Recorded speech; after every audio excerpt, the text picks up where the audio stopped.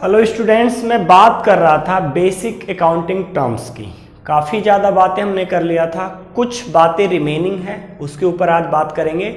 Basic accounting terms की last class है बेटा। जो बातें मैं पढ़ा रहा हूँ ना केवल 11th में, ये बीकॉम में, सीए फाउंडेशन में, टैली जो होता है कंप्यूटर टैली, उसमें विशेष काम आएगा। आप अच्छे से इन पॉइंट को, बेसिक टर्म्स को अच्छे से समझ लो। बस मैं आज बात करने जा रहा हूं ट्रेड रिसीवेबल की। नंबरिंग मुझे करेक्ट ध्यान नहीं है, 18 या 19 नंबर पे था। इससे पहले की बातें मैं 2 क्लास में कर चुका था। ट्रेड रिसीवेबल बेटा, नाम से ही पता लग रहा है कि मुझे पैसा मिलने वाला है। जो भी मैंने बिजनेस के एक्टिविटीज किया है, मैंने कोई गुड्स सेल किया है या मैंने कोई सर्विसेज प्रोवाइड किया, सर्विस रेंडर किया है, जिसके कारण मुझे उस समय पैसा कैश में नहीं मिला था लेकिन फ्यूचर में मिलेगा। मतलब मैं तो या तो सर्विस उधार दिया था या मैंने कोई गुड्स उधार में बेचे थे, जिनके कारण मुझे पैसे इन फ्यूचर मिलने हैं। ये होता है ट्रेड रिसीवेबल। सिंपली सी बात क्या समझ सकते हो, मैंने पास्ट में कोई गुड्स बेचा है उधार या कोई सर्विस रेंडर किया है, अब मैंने सर्विस प्रोवाइड किया है, जिसके कारण फ्यूचर में मुझे पैसे मिलने हैं। समझा? पूरी बात देता हूं, आप लिखना चाहो तो लिख भी सकते हो। ठीक है, यही बातें जो मैं बोलता हूं। ठीक है, इसको मैं बस की नोट्स लिखवा देता हूं। की नोट्स क्या लिखोगे? Amount is receivable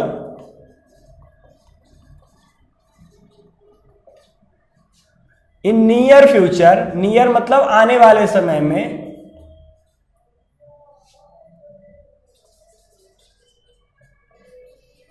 for sale of goods और rendering of services। रेंडरिंग का मतलब यहां पे होता है सर्विस प्रोवाइड करना, से प्रोवाइडिंग ही लिख देता हूं। लो, प्रोवाइडिंग ऑफ सर्विसेज। हिंदी में आने वाले समय में मुझे पैसा मिलने वाला है सामान बेचने के कारण, जो मैंने पास्ट में बेचा था, या मैंने कोई सर्विस रेंडर किया था। बहुत आसान। थोड़ी बेटा पूरी बुक की तरह लाइन टू लाइन लिखवाऊंगा तो परेशान हो जाओगे, बस इतना बात ध्यान रख लेना। इसको शॉर्ट में मैं टीआर भी कह सकता हूं। टीआर बोले तो ट्रेड रिसीवेबल। अब मैं दोबारा से बात करता हूं, ट्रेड रिसीवेबल में 2 चीज आते हैं। कितने चीज आते हैं जी? 2 चीज। एक तो डेटर्स और एक बीआर। सर बीआर क्या होता है? Bills receivable. बिल्स रिसीवेबल, दोनों में अंतर समझो। आपने गुड्स उधार बेचा या सर्विसेज उधार प्रोवाइड किया, आपको उसने लिख के एक बिल दे दिया तो बन गया बिल्स रिसीवेबल। ठीक है, आपने ईमानदारी पे ही छोड़ दिया तो वो आपका डेटर्स है। डेटर्स जिसको आपने सामान उधार बेचा है, जिससे आपको फ्यूचर में पैसा मिलना है। डेटर कौन होते हैं? ये सेम ट्रेड रिसीवेबल वाला बात पूरा चुपका सकते हो यहां पे, क्योंकि दोनों का ये सेम बात है। दोबारा से बता देता हूं, एक एक बात को ध्यान रखना बहुत जरूरी है। डेटर्स जिस पर्सन को बिजनेस ने उधार प्रोडक्ट बेचा है या सर्विस प्रोवाइड किया है, जिससे फ्यूचर में अमाउंट रिसीव करना है, वो डेटर्स है। बिल्स रिसीवेबल क्या है? बिल्स रिसीवेबल भी जिसको मैंने उधार में सर्विसेज दी है या गुड्स बेचा है, जिसने मुझे लिखित में बिल बना के दे दिया है, वो मेरा बिल्स रिसीवेबल है। आई थिंक सो कि मैंने डिटेल में इसको समझा दिया। ठीक है सर, आगे चलो। ओके, अब मैं आगे चलता हूं। Trade receivable 2, debtors and bills receivable. ठीक है, अब इसके बाद मैं बात करूंगा बिल्स ट्रेड पेबल की। किसकी बात करूंगा जी? ट्रेड पेबल, टीपी की।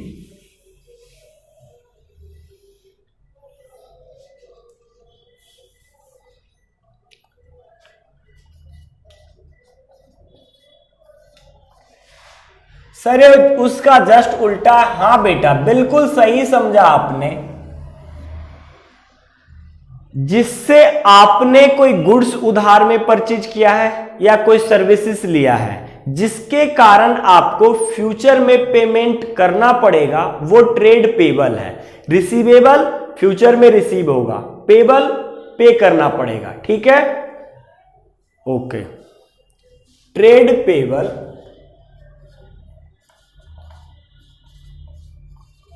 अमाउंट इज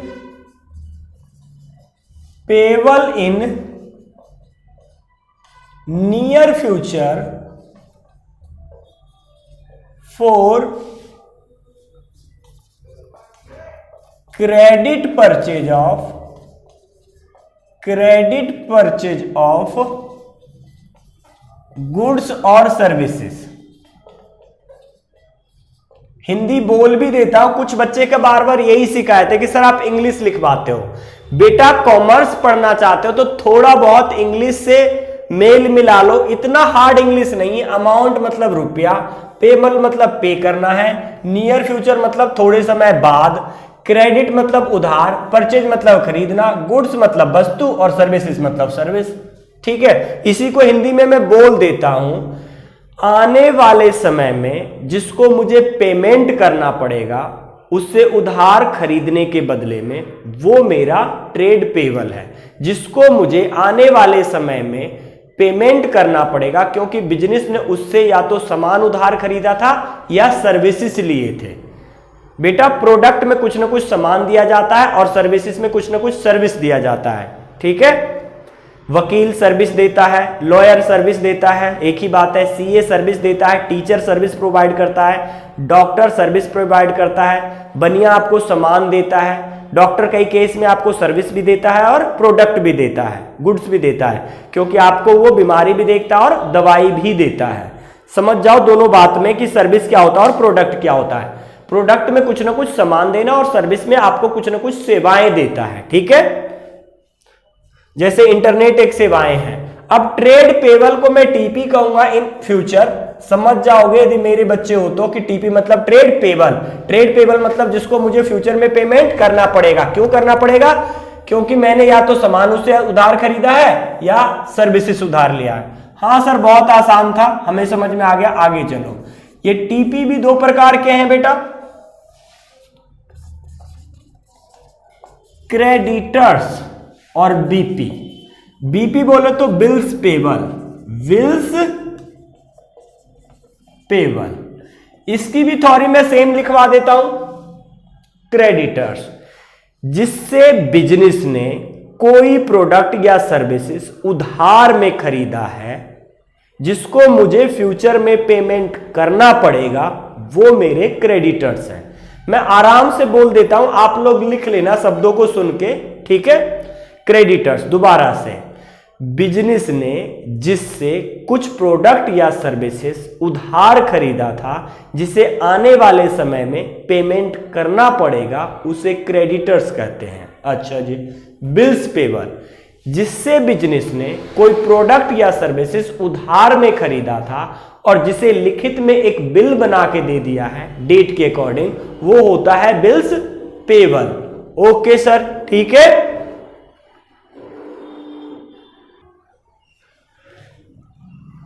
बाकी के रिमेनिंग पोर्शन भी हम करते हैं। ठीक है, नंबरिंग खुद देख लेना बेटा कितने नंबर पे कौन सा पॉइंट करवाता हूं मैं। अब मैं अगला पॉइंट जो करवाने जा रहा हूं, अगला पॉइंट्स में गुड्स करवा देता हूं।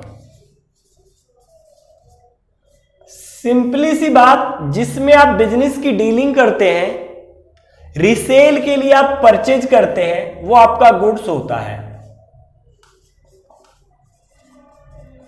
Purchased for resale. ठीक है, आप जिसे परचेज करते हो रीसेल करने के लिए आपका गुड्स होता है।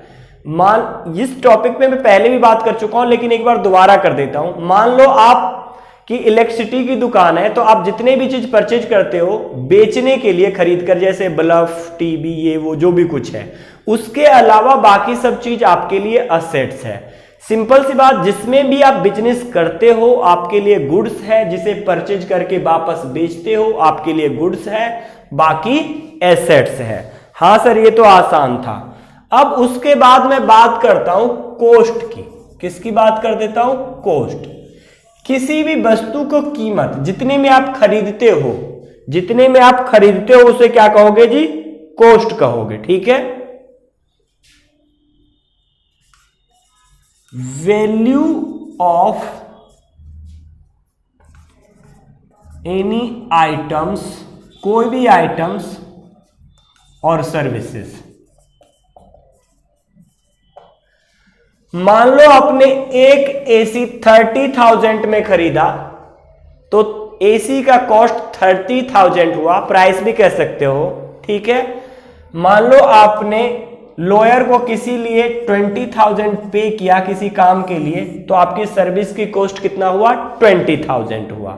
अब बात को डीपली समझो, ठीक है। जितने में आप सामान खरीदते हो या जितना किसी सर्विस के लिए पे करते हो आपकी कॉस्ट होता। अब मैं नेक्स्ट पॉइंट के ऊपर बात करने जा रहा हूं, वाउचर क्या होते हैं। ये बेटा जिसमें एंट्रीज को पहली बार रिकॉर्ड किया जाता है, ठीक है। जैसे मान लो आपने 10 फैन खरीदा 100 के रेट से, रेट कुछ भी हो, तो उसमें आप इस पे सारा डिटेल लिखोगे, नंबर ऑफ पीसीस मतलब नंबर ऑफ क्वालिटी, रेट, कहां से खरीदा था, किस डेट को खरीदा था, सारा जो एक तरह का बिल है। ये वाउचर को आप बिल कह सकते हो। जो कुछ बिल बना के देते हो ना आप, वो वाउचर होता है। वाउचर फर्स्ट एंट्री बुक है, ठीक है। रिकॉर्ड किया जाता है, इसमें जनरल नहीं बनाया जाता, जस्ट रिकॉर्ड किया जाता है वाउचर में। वाउचर सोर्स डॉक्यूमेंट्स है। क्या चीज है जी? सोर्स डॉक्यूमेंट है, जिससे मुझे किसी भी प्रोडक्ट के बारे में डिटेल जानकारी प्राप्त होता है, वो होता है मेरा वाउचर। अब मैं डिस्काउंट की बात कर लेता हूं। डिस्काउंट की बात कर लेता हूं। डिस्काउंट का मतलब बेटा हिंदी में समझ लो छूट। आपको कुछ रिबेट दिया गया है, कुछ कम पैसे पे किए गए हैं, ठीक है। यह होता है आपका डिस्काउंट। डिस्काउंट 2 टाइप्स के होते हैं। ट्रेड डिस्काउंट एंड एक होता है कैश डिस्काउंट।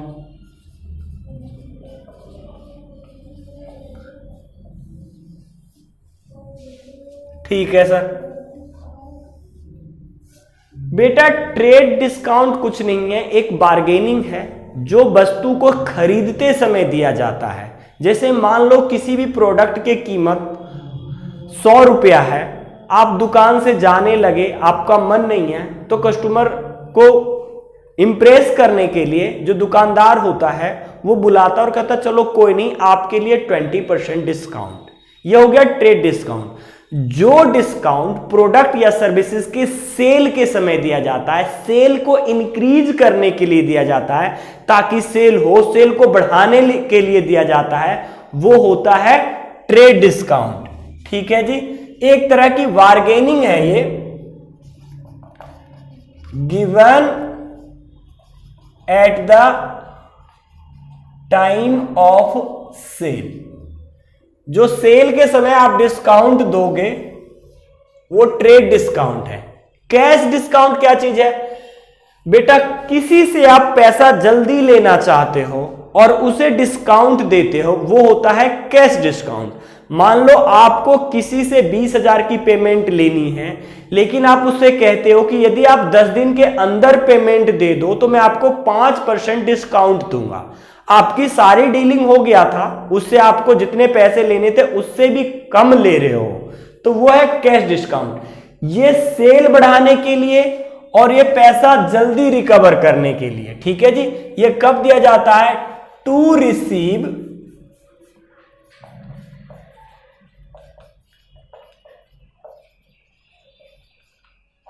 Amount quickly. किसी से जल्दी अमाउंट रिसीव करना चाहते हो तो आप उसको लोभ दो डिस्काउंट की। कौन से डिस्काउंट की? कैश डिस्काउंट की। कि यदि आप मुझे पेमेंट 10 दिन या 15 दिन, जितने दिन की भी आप बात करोगे, इतने दिन के अंदर दे देते हो तो आपको मैं कैश डिस्काउंट दे दूंगा। दोबारा से, ट्रेड डिस्काउंट सेल बढ़ाने के लिए एक तरह का ये मोल भाव समझ लो, ठीक है, आपको इंप्रेस करने के लिए दिया जाता है। और ये किस लिए दिया जाता है? ताकि पेमेंट को जल्दी लिया जा सके। Cash discount and trade discount में आई होप सो कि आपको समझ में आ गया होगा। मैं सामने से इसलिए हट जाता हूं ताकि आप वर्डों को देख लिया करो और उतार लिया करो। ठीक है सर, ये तो बहुत आसान है। अब मैं एक और पॉइंट लिखवा देता हूं, जीएसटी। सब पता है बेटा, GST goods and service tax, ठीक है जी। One nation one tax applicable on the purchase of goods, जिसे गुड्स के परचेज पे दिया जाता है, ठीक है, ये होता है गुड्स एंड सर्विसेज टैक्स। ठीक है, समझ में आ गया जीएसटी क्या होता है? जीएसटी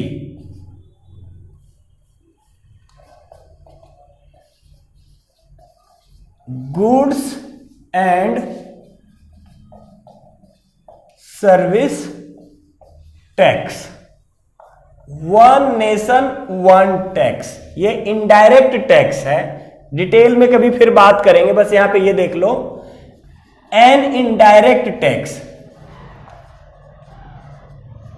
सर थोड़ा समझा ही दो क्या होता है इनडायरेक्ट टैक्स। ठीक है, कोई बात नहीं, थोड़ा सा समझा देता हूं। डायरेक्ट टैक्स, जिसके ऊपर टैक्स लगाया जाता है, उसी को भुगतान करना पड़ता है, उसी को पेमेंट करना पड़ता है, उसे कहते हैं डायरेक्ट टैक्स। जैसे इनकम टैक्स, जिस पर्सन की इनकम होती है उसी पर्सन के ऊपर टैक्स लगाया जाता है और उसी के द्वारा पेमेंट भी किया जाता है, वही पे करता है, ठीक है। वेल्थ टैक्स, म्युनिसिपल टैक्स मतलब हाउस टैक्स वगैरह, ये सब होते हैं डायरेक्ट टैक्स। आपके ऊपर घर का टैक्स लगा तो आपके ही कोई फैमिली मेंबर में से पे करके आएगा। अब आती है इनडायरेक्ट टैक्स, सहन कोई और करता है और पेमेंट कोई और करता है। सर मतलब क्या? बेटा जिसका बोझ किसी और को झेलना होता है लेकिन टैक्स कोई और पे करता है। ये कैसी बात हुई सर? उठपटांग बात है? कोई उठपटांग बात नहीं है।